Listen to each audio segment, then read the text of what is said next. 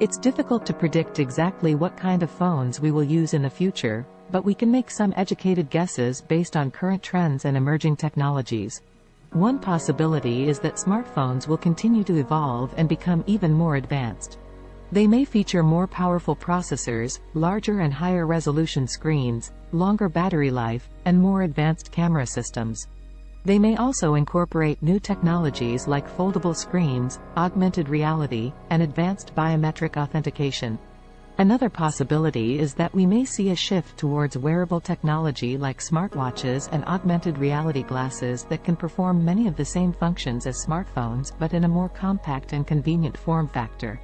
We may also see the rise of new types of devices that we haven't even imagined yet, such as implantable devices that can interface directly with our brains or advanced holographic displays that can create immersive virtual environments. Ultimately, the future of phones will depend on a complex interplay of technological innovation, consumer demand, and economic and social factors. It will be exciting to see what the future holds.